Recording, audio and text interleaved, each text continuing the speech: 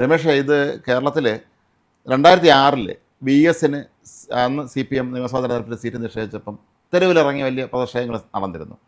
ഇപ്പോൾ അതാണ് കേരളത്തിൽ സംഭവിച്ചിരുന്നത്. VD സതീശന് വേണ്ടി കേരളത്തിൽ തെരുവിലിറങ്ങി കോൺഗ്രസ്സുകാർ അല്ലെങ്കിൽ UDF പ്രവർത്തകർ പ്രതിഷേധം ആരംഭിച്ചു കഴിഞ്ഞിരിക്കുന്നു. അല്ല, ഇതിൽ എനിക്ക് തോന്നിയിട്ടുള്ളൊരു വ്യത്യാസം എന്ന് പറഞ്ഞാൽ VS അച്യുതാനന്ദന് 2006 സീറ്റ് നിഷേധിക്കുന്നത് പിണറായിസത്തിൻ്റെ ഒരു തുടക്കമാണ്. പിണറായിസത്തിൻ്റെ ആ CPM-ൻ്റെ സംസ്ഥാന സമിതിയിലും സെക്രട്ടേറിയറ്റിലൊക്കെ ഉള്ള മൃഗീയ ഭൂരിപക്ഷം വെച്ചിട്ട് അങ്ങനെ സീറ്റ് നിഷേധിക്കുകയാണ്. ചടയം ഗോവിന്ദൻ മരിച്ചപ്പോൾ അന്ന് മന്ത്രിയായിരുന്ന പിണറായി വിജയനെ പിടിച്ച് പാർട്ടി സംസ്ഥാന സെക്രട്ടറി ആക്കിയത് VS ശിഷ്യനായിരുന്നു. ശിഷ്യൻ എന്ന നിലയിൽ വന്നതാണ്. പക്ഷേ അവർ തമ്മിൽ പിന്നീട് തെറ്റുന്നു. അതിന് കാരണം പറയുന്നത് VS പിണറായി വിജയൻ സെക്രട്ടറി ആയിരുന്നപ്പോൾ പല തീരുമാനങ്ങൾ ഏകപക്ഷീയമായി VS എടുത്തിരുന്നു. അത് പിന്നീട് പൊട്ടിത്തെറിയിലേക്ക് പോയി. അതല്ല ഞാൻ പറഞ്ഞത്. 2006 VS-ന് സീറ്റ് നിഷേധിക്കുന്നു. VS-നെ മുഖ്യമന്ത്രിയായി കാണാൻ കേരളത്തിലെ കമ്മ്യൂണിസ്റ്റുകാർ മാത്രമല്ല കേരളം മുഴുക്ക ആഗ്രഹിച്ചു. പ്രതിപക്ഷ നേതാവെന്ന നിലയിൽ അദ്ദേഹം പണ്ടത്തെ വെട്ടിനിരത്തൽ പ്രഭാവമെല്ലാം മാറ്റി നല്ല ജനകീയനായ നേതാവായി നിൽക്കുമ്പോഴാണ് ഈ പിണറായിയെ പാർട്ടി സെക്രട്ടറി ആക്കിയത് യഥാർത്ഥത്തിൽ വെട്ടിനിരത്തലിൻ്റെ ആശാനായ VS ആയിരുന്നു. പക്ഷേ അവിടെ നിന്ന് VS മുഖം മാറ്റി ജനകീയനായ VS ആയപ്പോഴായിരുന്നു അത്ര VS-നെ പണ്ടെല്ലാവരും പറഞ്ഞ സ്റ്റാലിനിസ്റ്റാണ്, ഒരു ഏകാധിപതിയാണ്. കാരണം ഒരുപാട് നേതാക്കന്മാർ VS വെട്ടിയാറ് പറഞ്ഞിട്ടുണ്ട്. ജനങ്ങളുടെ മനസ്സിൽ അങ്ങനെയാണ് VS എന്ന് കരുതിയിട്ടാവണം പിണറായി വിജയൻ അപ്പോഴും ഒരു തീരുമാനം എടുത്തത്. പക്ഷേ അന്ന് ഒരു ആഹ്വാനവും ഇല്ലാതെ ആരും തെരുവിലിറക്കിയതല്ല, തെരുവിലിറങ്ങിയായിരുന്നു VS-ന് വേണ്ടി കേരളത്തിലുടനീളം. തിരുവനന്തപുരത്ത് മാത്രമല്ല, AK സെന്ററിനെയൊക്കെ ഞെട്ടിച്ചുകൊണ്ടാണ്. പാർട്ടി പ്രവർത്തകർ മാത്രമല്ല നാട്ടുകാരും പുറത്തിറങ്ങി. നാട്ടുകാരും അത് ആരും അങ്ങനെ ഞാൻ പറഞ്ഞില്ല ഇറക്കിയതല്ല, അവരെല്ലാം ഇറങ്ങിയതിന്റെ ഫലമായിട്ട് VS അച്യുതാനന്ദന് സീറ്റ് കിട്ടുന്നു. അതെ, മലമ്പുഴയിലേക്ക് മാറ്റുന്നു. മാരാരിക്കുളത്ത് തോറ്റ VS-ന് മലമ്പുഴ വീണ്ടും മത്സരിക്കാൻ VS വീണ്ടും ജയിക്കുന്നു. അങ്ങനെ കേരളത്തിന്റെ മുഖ്യമന്ത്രിയാവുന്നു VS. അവിടെ ഞാൻ ശ്രദ്ധിക്കേണ്ടത് ആരെയും തെരുവിലിറക്കിയതല്ല, എല്ലാവരും തെരുവിലിറങ്ങിയതാണ്. പക്ഷേ VD സതീശനുമായി ബന്ധപ്പെട്ട ഇത്തരം പ്രചരണങ്ങളിൽ പറയുന്നത് തെരുവിലിറക്കുന്നു എന്നാണ്.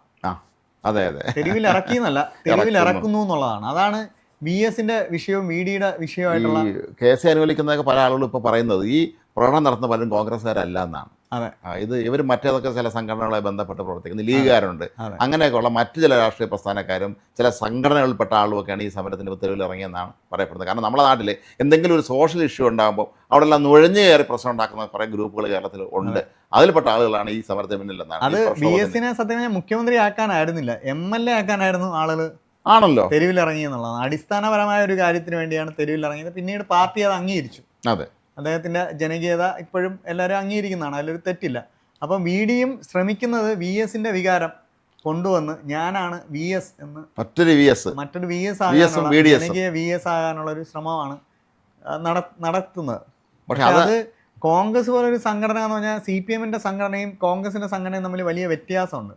കോൺഗ്രസിന്റെ സംഘടന കുറച്ചും കൂടെ ഫ്ലെക്സിബിൾ ആണ്. അവിടെ ഇത്തരം പ്രതിഷേധങ്ങളിലൂടെ നേതൃത്വത്തെ സ്വാധീനിക്കാതെ തന്നെ മറ്റു വഴികളിലൂടെ തങ്ങളുടെ ക്ലെയിം ഉന്നയിക്കാൻ വലിയ സാധ്യതകളുണ്ട്. അപ്പം ഈ 102 സീറ്റ് കിട്ടിയ ഈ അവസരത്തിൽ VD സതീശന് വേണ്ടി നടക്കുന്ന അക്രമം പലയിടത്തും അക്രമങ്ങളിലേക്ക് മാറി കഴിഞ്ഞിരിക്കുന്നു.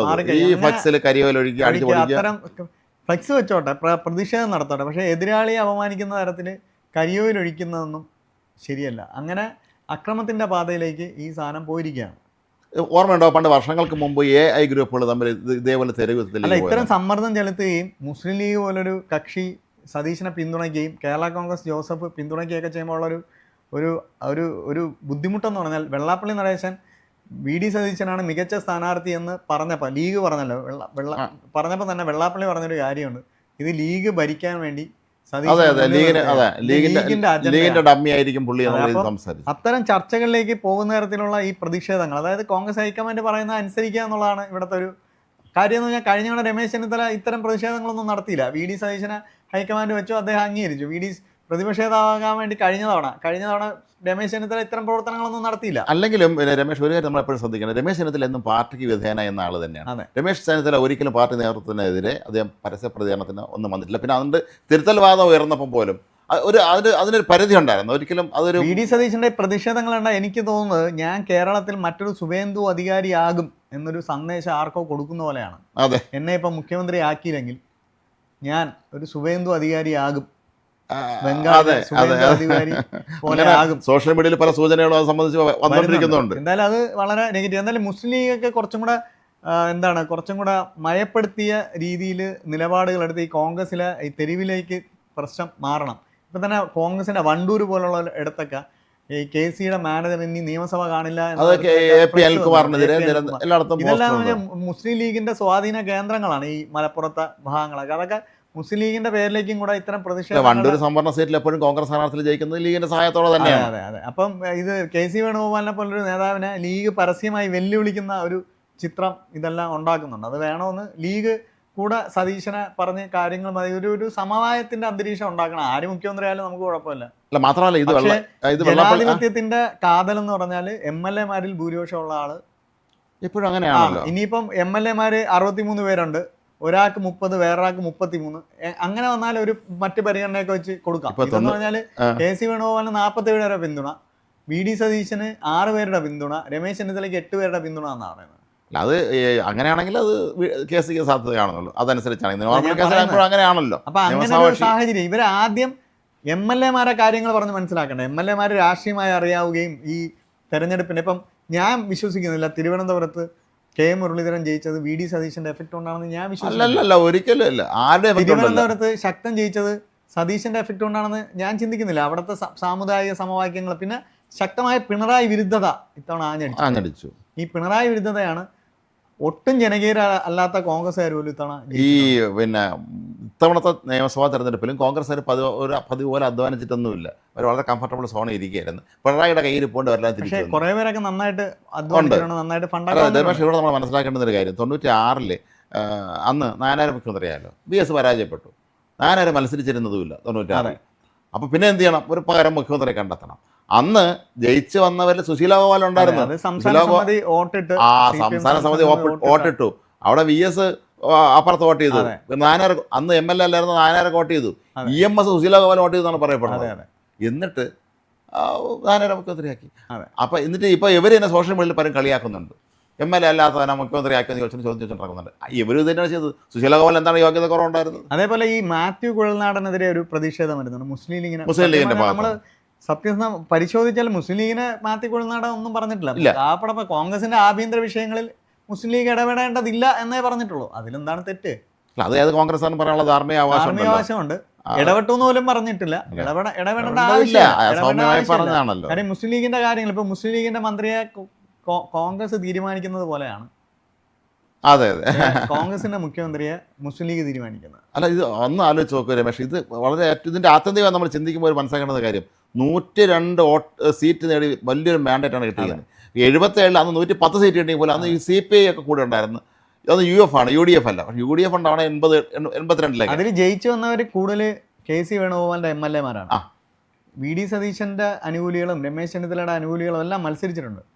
പക്ഷെ എന്തുകൊണ്ട് KC-യുടെ ആളുകൾ കൂടുതലായി ജയിച്ചു എന്നുള്ളതാണ് നമ്മൾ പരിശോധിക്കേണ്ടത്. VD-യുടെ എനിക്ക് തോന്നുന്നു 20ഓളം പേര് മത്സരിച്ചിട്ടുണ്ടായിരുന്നു. അതെ. അല്ല, മാത്രമല്ല അതെന്ന് പറഞ്ഞാൽ KC എന്ന് പറഞ്ഞ വ്യക്തി ഈ സ്ഥാനാർത്ഥികളെ ലക്ഷ്യമിട്ട് നല്ല പ്രവർത്തനം നടത്തി, നന്നായിട്ട് അവിടെ പൈസ ഇറക്കി, നന്നായിട്ട് ക്യാമ്പയിൻ ചെയ്തു. അതിന്റെ ഫലമാണ് ഈ വിജയങ്ങളിൽ കാണുന്നത്. രമേശ്, നമ്മുടെ അടുത്ത സുഹൃത്തുക്കളെ പല കോൺഗ്രസ്സുകാരും പറഞ്ഞ കാര്യം ഇത്തവണ കൃത്യമായിട്ട് പൈസ കിട്ടിയിരുന്നു. പലപ്പോഴും BJP-യുടെ കഴിഞ്ഞ തവണ കോൺഗ്രസിന് വന്ന 30 കോടി രൂപ അപ്രത്യക്ഷമായതുകൊണ്ടാണ് കോൺഗ്രസ് തോറ്റതെന്നും ഈ പൈസ ഒരു നേതാവ് കൊണ്ടുപോയതാണെന്ന് അന്ന് മംഗളത്തിൽ റിപ്പോർട്ട് ചെയ്തിരുന്നു. അതെ. അല്ലെങ്കിൽ രമേശ് ചെന്നിത്തല കേരളത്തിന്റെ മുഖ്യമന്ത്രി ആകുമായിരുന്നു. അതെ. ഈ പൈസയാണ് അന്ന് തോപ്പിച്ചതെന്ന് വാർത്ത. ചില കോൺഗ്രസ് സ്ഥാനാർത്ഥികൾക്കായി കൊണ്ടുവന്ന പണം ചില നേതാക്കന്മാരുടെ ട്രെയിൻ ചെയ്യുന്ന വാർത്ത എന്ന് പറഞ്ഞാൽ ഒരു നേതാവ് കൊണ്ടുപോയെന്നാണ്. മൊത്തം കാശ് കേരളത്തിലെ രമേശ് ചെന്നിത്തലയ്ക്ക് ഇലക്ഷൻ ഫണ്ടിനായി വന്ന ഒരു 30 കോടി രൂപയോളം രൂപ രമേശ് ചെന്നിത്തലയുടെ കൂടെ ഉണ്ടായിരുന്ന അതിവിശ്വസനായ ഒരു നേതാവ് കൊണ്ടുപോയി എന്നുള്ളതാണ് അന്നത്തെ മംഗളം വാർത്ത. അതാരും നിഷേധിച്ചിട്ടുമില്ല. പക്ഷെ അന്വേഷണവും നടത്തിയിട്ടില്ല. BJP-ക്ക് സംഭവിച്ചതുപോലെ ഇവർ പോയി പോലീസ് സ്റ്റേഷനിൽ കേസും കൊടുത്തില്ല. പക്ഷേ പോലീസ് സ്റ്റേഷനിൽ കേസ് കൊടുത്തിരുന്നെങ്കിൽ പൈസ പോയെന്ന് പറഞ്ഞാൽ മുല്ലപ്പള്ളി രാമചന്ദ്രൻ കൊണ്ടുവന്ന പണം കണ്ട് ഒരു കോൺഗ്രസ് നേതാവ് പണ്ടടിച്ചുകൊണ്ട് എന്ന് കേട്ടിട്ടുണ്ട് ലോക്സഭ അദ്ദേഹം മത്സരിക്കുന്ന സമയത്ത്. അപ്പോൾ ഇതുപോലെയൊക്കെ ഇതൊക്കെ കോൺഗ്രസ് സംഭവിക്കുന്നത് തന്നെയാണ്. പക്ഷേ ഈ തെരുവ് യുദ്ധം ഒന്ന് അവസാനിപ്പിക്കണം. അത് മോശമാണ്. കാരണം നിങ്ങൾ ഇത് ഇവിടുത്തെ കോൺഗ്രസ്സുകാർ മാത്രം വോട്ട് ചെയ്തുകൊണ്ടല്ല. ഇനിയിപ്പം മുഖ്യമന്ത്രിയെ ആരെന്ന് കണ്ടെത്താൻ ജനങ്ങൾക്കിടയിൽ ഇലക്ഷൻ നടത്താൻ പറ്റത്തില്ല. MLA മാരുടെ ഭൂരിപക്ഷത്തിലൂടെ മാത്രമേ. രാവിലെ ഇവിടെ നമ്മൾ ഡെസ്കിലത്തേക്ക് ഒരാൾ ഫോൺ വിളിച്ചു, ഒരു സ്ത്രീ ഫോൺ ചെയ്തിരുന്നു. അവർ പറഞ്ഞത് നിങ്ങൾ ഇതിന് അഭിപ്രായം ജനങ്ങൾക്കിടയിൽ അവർക്ക് മനസ്സിലാവുന്നില്ല. അവർ വല്ലതും ബഹളം വയ്ക്കുന്നുണ്ട്. അതെ, കോൺഗ്രസിന് ജനഹിത വിധി കിട്ടി, കോൺഗ്രസ്സുകാർ തീരുമാനിക്കട്ടെ ആരാന്ന് വെച്ചാൽ. അതാണ് കാര്യം. നമ്മളെ ജോലി കഴിഞ്ഞു. നമ്മളൊരു പ്രീ പോൾ സർവേ അവരുടെ MLA മാർക്കെതിരെ അന്വേഷണം നടത്തുക, അത്രേ ഉള്ളൂ. അല്ലാതെ നമുക്കറിയാൻ ഇനി ഒന്നേ ജനങ്ങളെടുത്ത് അഭിപ്രായ സർവേക്കൊന്നും പോകാൻ സമയമില്ല. പ്രസിഡൻഷ്യൽ ഇലക്ഷൻ അല്ല ഇവിടെ അതാണ്. മാത്രമല്ല ഈ ഇപ്പം തമിഴ്നാട്ടിൽ പോലും സത്യത്തിൽ അവിടെ വിജയന് നിലവിൽ വലിയ ഭൂരിപക്ഷം ഒന്നും കിട്ടില്ല പോലും അവരെ അവകാശവാദം വരെ ഉന്നയിച്ച് ഗവർണറെ കണ്ട്. ഇവിടെ ഇത്രയും വലിയ ഭൂരിപക്ഷം കിട്ടിയിട്ട് രാജ്ഭവനിലോട്ട് തിരിഞ്ഞുപോലെ നോക്കിയിട്ടില്ല. അത് നിയമസഭാ കക്ഷി നേതാവിനെ തിരഞ്ഞെടുത്താൽ മാത്രമേ പോകാൻ പറ്റുള്ളൂ. അതാണ് ഞാൻ പറഞ്ഞത്. അവരവിടെ റെഡിയാണ്. ഭൂരിപക്ഷം ഇല്ലാത്തവർ പോലും. ഭൂരിപക്ഷമുള്ള നമുക്ക് അങ്ങോട്ട് പോകാൻ പറ്റുന്നില്ല എന്നുള്ള വളരെ വിചിത്രമായ ഒരവസ്ഥയാണ്. ശരിക്കും പറഞ്ഞാൽ ഇത് കേരളത്തിലെ ജനങ്ങൾ വളരെ ഇന്റലിജന്റ് ബുദ്ധിപൂർവ്വം വോട്ട് ചെയ്തു എന്നുള്ളതിന്റെ ഉദാഹരണമാണ് പയ്യന്നൂരും തലപ്പറമ്പിലൊക്കെ സംഭവിച്ചത്. അത് എല്ലാവരും കോൺഗ്രസ് നേതാവിനുള്ള വോട്ടേ അല്ല, അത് CPM-നെതിരായ പിണറായി വിരുദ്ധതയ്ക്കെതിരായ താക്കീതാണ്. അപ്പൊ ഇത് കോൺഗ്രസ്സുകാരും കോൺഗ്രസ് നേതാക്കന്മാരും അമ്പലപ്പുഴയിലെ സുധാകരന്റെ വിജയം എന്ന് പറഞ്ഞാൽ വളരെ വ്യക്തമാണ്. ഇത് ഒരു കോൺഗ്രസിൽ ഒരു വ്യക്തിക്കുള്ള വോട്ടേ അല്ല, ഇത് ജനങ്ങളാണ്. ബുദ്ധിപൂർവ്വം ജനങ്ങൾ നൽകിയ ഒരു ശിക്ഷയാണ്. അപ്പം എത്രയും വേഗം ഈ വിഷയത്തിന് ഒരു പരിഹാരം കണ്ടുപിടിക്കാൻ ഹൈക്കമാൻഡ് ഈ നീണ്ടു പോകാതെ ഞായറാഴ്ച ആകുമെന്ന് പറയുന്നുണ്ടെങ്കിൽ പോലും ഞായറാഴ്ച ആകുമോ നമുക്കറിയില്ല. ഞായറാഴ്ച എങ്കിലും, കാരണം അത് കഴിയുമ്പോൾ ഒരാഴ്ചയാവും. മോശമാണത്. അടുത്ത ദിവസം അന്ന് തന്നെ തീരുമാനിച്ചിട്ട് പിന്നല്ല, ഇതൊക്കെ മഹാമോശമാണ്.